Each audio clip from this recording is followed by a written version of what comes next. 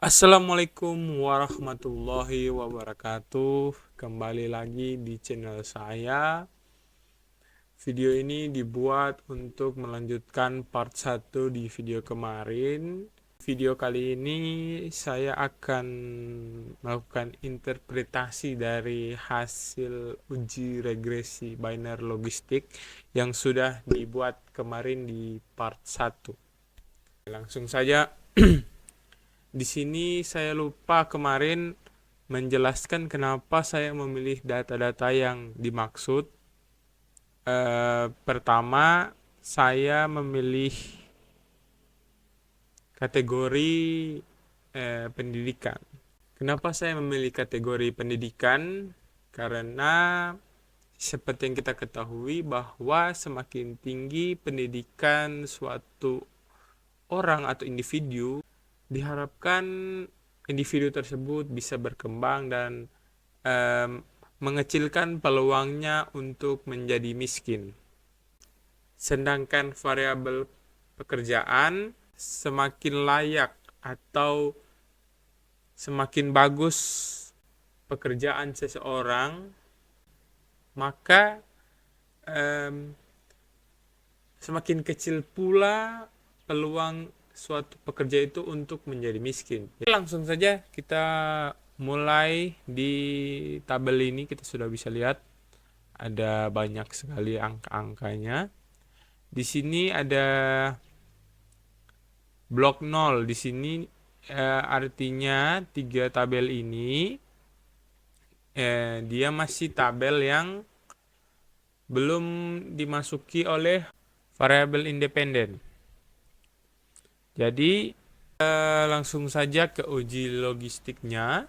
Di sini ada tabel yang sangat banyak. Ini yang sangat mantap.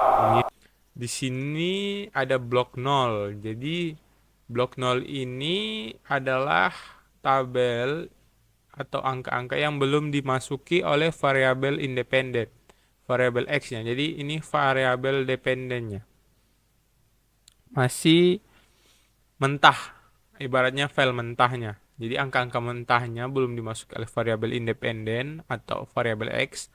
Sedangkan di blok 1 ini adalah variabel yang sudah diuji dengan menggunakan variabel independen atau variabel X. Oke. Di sini saya sudah buat ujinya. Jadi hipotesis yang saya bangun di sini yaitu H0-nya atau model fit. Model fit, modelnya sesuai. Jadi nilai p-value lebih besar daripada 0,05. Sedangkan H1 yaitu model tidak fit, yaitu p-value kurang dari 0,05. Nah, di sini dari tabel yang ada nilai signifikannya 1, jadi dari tabel di atas diperoleh nilai signifikan 1,00 lebih besar dari 0,05, maka H0 diterima. Artinya model regresi binary logistik layak dipakai untuk analisis selanjutnya. Oke, selanjutnya kita ke uji signifikansi parameter. Yang pertama kita uji dulu koefisien determinasinya. Kalian bisa lihat di sini dari hasil Nagelker R-square sebesar 0,929 menunjukkan bahwa kemampuan variabel independen tingkat pendidikan dan status pekerjaan dalam menjelaskan variabel dependen atau kemiskinan adalah sebesar 92% dan sisanya dijelaskan oleh variabel yang tidak diteliti. Oke, kita langsung ke uji F. Hipotesis yang saya bangun yaitu H0 tingkat pendidikan dan status pekerjaan tidak berpengaruh terhadap kemiskinan. H1-nya tingkat pendidikan dan status pekerjaan berpengaruh terhadap kemiskinan. Dari tabel tersebut diperoleh nilai signifikan 0,002. Artinya lebih kecil dari 0,5. Maka H0 ditolak dan H1 diterima. Artinya tingkat pendidikan dan status pekerjaan berpengaruh terhadap kemiskinan. Oke, selanjutnya kita ke uji T.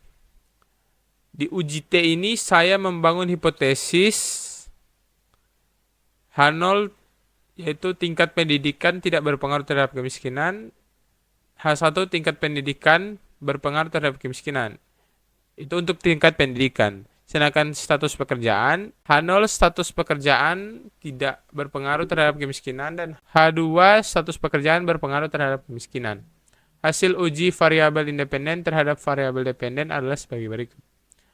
Yang pertama, nilai signifikan variabel tingkat pendidikan SMA yaitu sebesar 0,998 lebih besar dari 0,05, maka H0 diterima. Artinya, kepala rumah tangga dengan pendidikan SMA tidak memiliki pengaruh parsial terhadap kemiskinan. Yang kedua, nilai variabel signifikan yaitu sebesar 0,999 lebih besar dari 0,05, maka H0 diterima. Artinya, kepala rumah tangga dengan tingkat pendidikan sarjana tidak memiliki pengaruh parsial terhadap kemiskinan. Yang ketiga, nilai signifikan variabel status pekerjaan yaitu sebesar 0,998, lebih besar dari 0,05. Artinya, kepala rumah tangga dengan pekerjaan formal tidak memiliki pengaruh parsial terhadap kemiskinan. Yang terakhir itu ketepatan klasifikasi. Berdasarkan classification table diketahui jumlah kepala rumah tangga yang masuk dalam kategori tidak miskin sebanyak 9 orang. Dan satu kepala rumah tangga diprediksi akan masuk ke dalam kategori miskin dengan tingkat kebenaran prediksi sebesar 88,9%. Nah, kita lihat di SPSS yaitu yang mana sih yang terlihat menjadi miskin? Kita bisa lihat di sini, yaitu ini dia. Kita bisa lihat di sini ada jadi dia di tabel ini yang pertama dia dikatakan tidak miskin, dia berpendidikan SMA, terus pekerjaannya informal, pendapatannya 1 juta.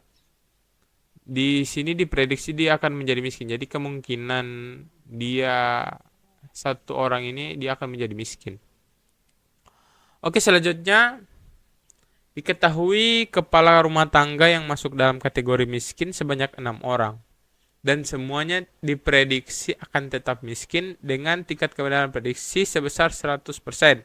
Sehingga persentase ketepatan model dapat memprediksi dengan benar adalah 93,3%. Nah, kita lihat di sini variabel miskinnya ya tetap miskin. Jadi ketepatannya 100% begitu. Oke, itu saja. Sampai jumpa di video selanjutnya. Assalamualaikum warahmatullahi wabarakatuh.